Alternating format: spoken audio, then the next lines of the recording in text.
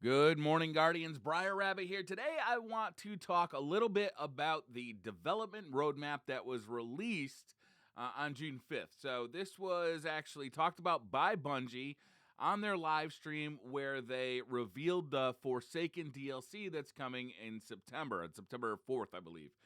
So, this is all free content, or it's free updates to the game at least.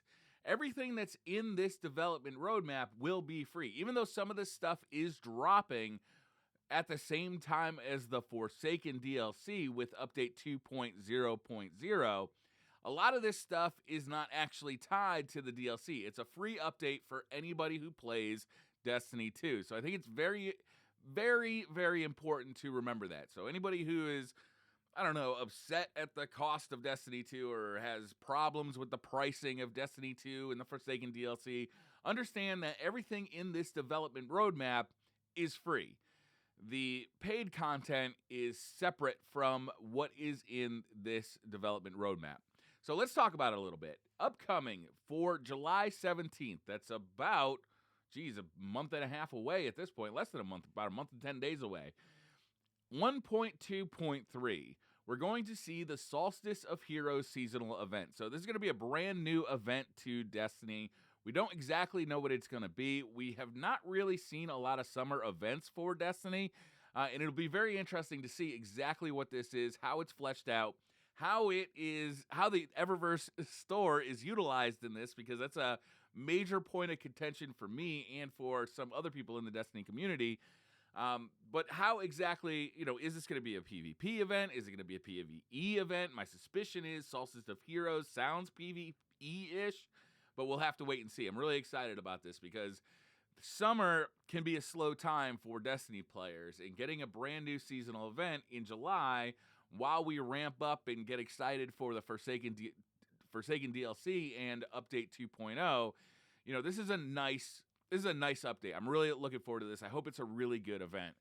Next, 6v6 quick play. So 6v6 quick play is coming to Destiny 2. My suspicion is what this means is that 6v6 quick play is going to be 6v6. It's not going to be 4v4 game modes anymore. It's just going to be 6v6.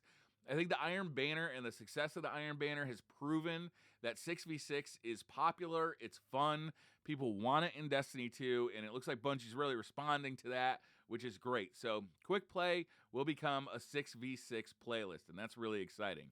Permanent Rumble playlist. So, the community has really taken to Rumble. Rumble is a very fun game mode, but one of the problems is that it's just not here all the time. And if you're a solo player and you like to play some, solo Crucible, Rumble's a really good place for that. It always has been. It's just, you don't have to worry about teammates. You just go in there, you shoot everything you see, and you have a good time. To me, it's always been a pretty casual thing to do. I know a lot of people take it more seriously than I do, but I'm glad to see that when I feel like just spacing out, zoning out, playing some Crucible, not worrying about objectives or teammates or callouts, just worrying about killing everything I see. I like Rumble, and I'm glad it's coming back as a regular playlist, as a permanent playlist in Destiny 2. I think that's a major improvement. Next up, bounties. Bounties are returning to Destiny 2. It's something we had in Destiny 1. They disappeared in Destiny 2. They were kind of replaced by milestones. So bounties are making a return. We'll see in what capacity that is. I'm sure we will get a reveal stream at some point for Solstice of Heroes, and my guess is they'll talk more about bounties as well, because it's a little bit up in the air right now. The expansion 1 into Raid Lair Prestige is something that has been much delayed. Obviously, the expansion 1 Raid Lair came out in December, and the fact that we still haven't gotten a Prestige mode for that, it's pretty telling. They didn't know exactly what to do with Prestige mode. It looks like they finally figured it out. We've seen them take stabs at it, at least talk about what they're thinking, and it wasn't entirely popular.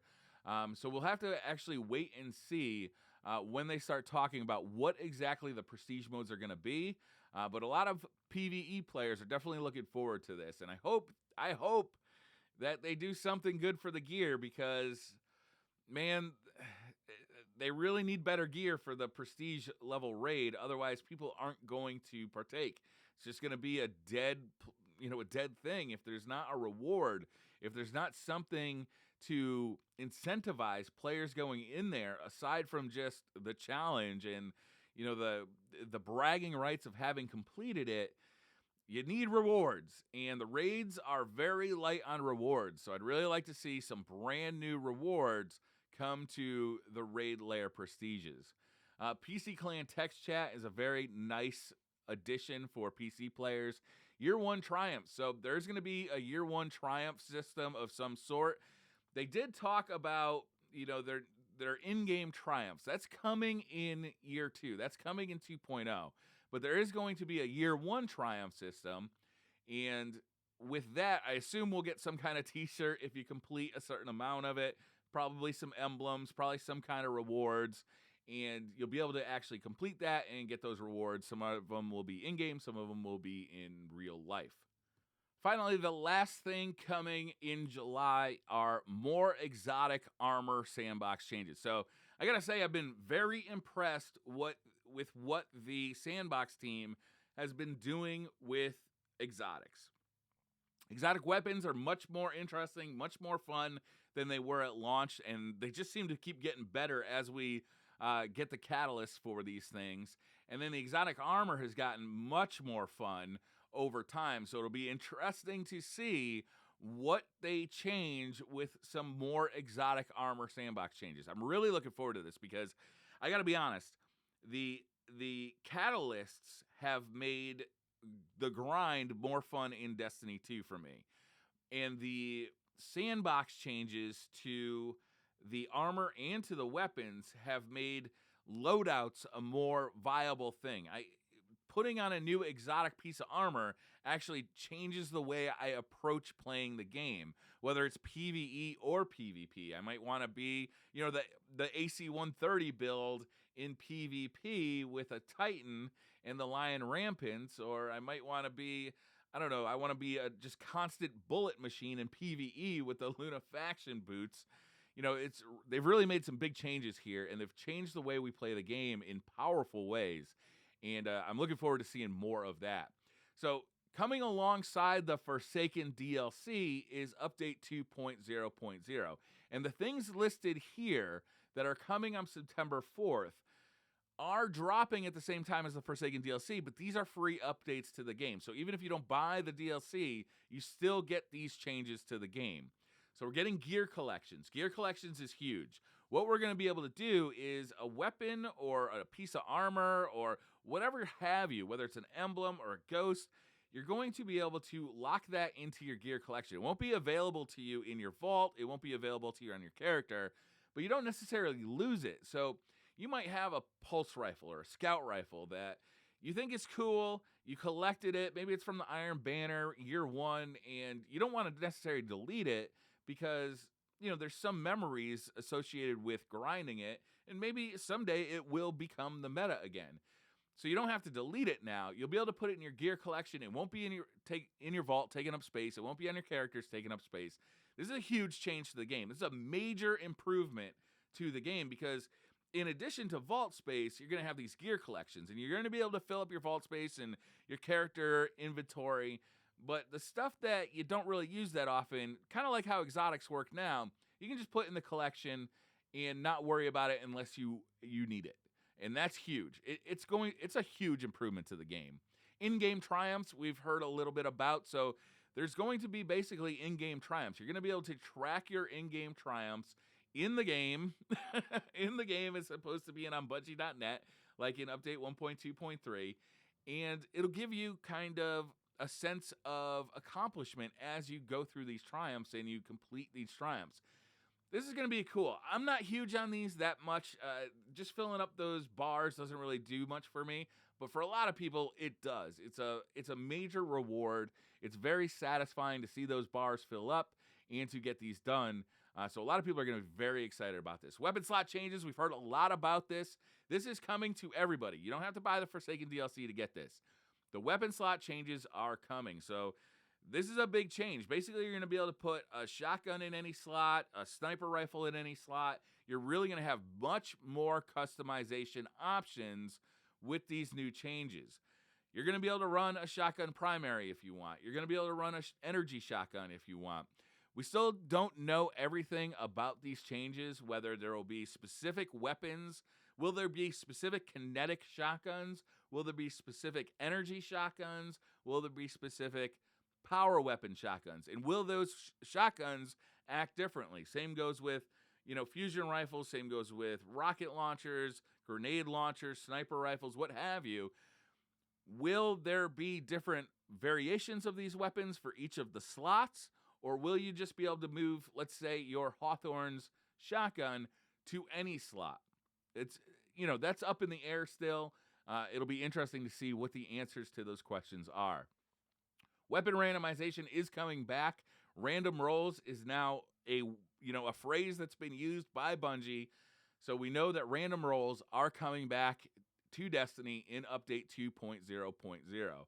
So the fact that this is a free update to anybody who plays Destiny and not necessarily tied to the first Forsaken DLC possibly means that all guns from year one will start getting weapon randomization. That's kind of what this implies to me. Up in the air. I'm not sure about that. It's just that's how this kind of sits with me. I'm not promising anything. It could be that they just leave all the old weapons behind like they did in the Taken King, and they kind of have a start fresh moment. We'll have to see. But the fact that this is tied to 2.0 and not the Forsaken DLC kind of indicates to me that year one weapons will start getting random rolls. We're also getting bulk shader deletion. Thank you, Lord. I have stacks of 300, 400, 500 of certain shaders. I don't want to go through and delete them one by one. That'll take forever. This is a huge change. It's a very nice kind of quality of life change. New Crucible mode. We don't know anything about this yet. Very excited that it is tied to update 2.0 again, so that any player of Destiny gets to play it. It's not tied to the Forsaken DLC. Again, same with the 4 new Crucible maps. Any player of Destiny gets the new Crucible mode and 4 new Crucible maps. Very cool. I like what they're doing here, because whether you have just vanilla Destiny or Destiny with just the Warmind DLC and no Curse of Osiris DLC and no Forsaken DLC, it doesn't matter. You won't be able to necessarily get all the guns that everybody else has access to, but you will be able to play all the Crucible modes and the Crucible maps that everybody has access to, meaning that the player base inside the Crucible is one huge unit as opposed to split off depending on which DLC everybody owns. So it's a nice change. It's a very welcome change. We're also getting 200 additional vault slots for 500 total. So think about this. We're getting 500 total vault slots, plus we're getting gear collections. So any weapons that you don't necessarily use, they're not in the meta, the archetype just isn't for you, those can go in your gear collection. You can still collect them and see kind of progress on your collection, but they don't have to be taking up space in your vault. Those 500 slots, though, my guess is because of weapon randomization, they will get used. We're also getting in-game lore. The lore nerds are going to be very happy about this. And shout out to the lore nerds, because they've taught me more about the story and the backstory of Destiny 2 than I've ever gotten in-game. The fact that there's going to be in-game lore is great. The fact that it's coming and that the lore nerds can explain it to me, that's even better. That's even better. I love the lore nerds. Don't get me wrong. I love the lore nerds. They really have. They've enhanced my enjoyment of Destiny. New bounties. We're getting new bounties. So the bounty system is coming in July. Then we're going to get new bounties in update 2.0.0. And then Power Matters in Iron Banner and Trials. This one was interesting to me because the original explanation for why power didn't matter in Iron Banner and Trials in Destiny 2 was lag. The fact that the game had to calculate not only what range a weapon was being fired at and what weapon archetype it was and how much damage that weapon archetype did and how much armor the target had, it not only had to calculate all that, but also had to calculate the light level of both Guardians, both the one shooting and the one receiving damage. Their explanation was that created lag, and that's why Iron Banner was always kind of the most laggy event in Destiny 1.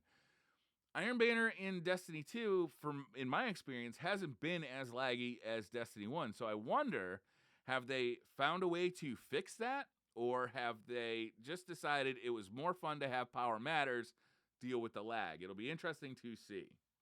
So that's the roadmap. That's what we can expect moving forward throughout the summer. I'm very excited about the July 17th Solstice of Heroes. Getting an event during the summer while we wait for the Forsaken DLC is very exciting to me. Then the fact that all those updates in Update 2.0 are free to any player is very exciting as well, especially the Crucible maps and the weapon slot changes. And, that's going to hugely change the meta. And it'll also allow people who weren't necessarily satisfied with Destiny 2 PvP to come in and try it for free. They'll be able to use, the guns they have with the new meta and actually experience the weapon slot customization, the new maps, the new game modes, and actually get a chance to take a look at it. So that's going to do it for this one, guys. Thank you so much for watching. Hit that like button if you like the video. Hit subscribe if you're new to the channel, and I'll see you guys next time.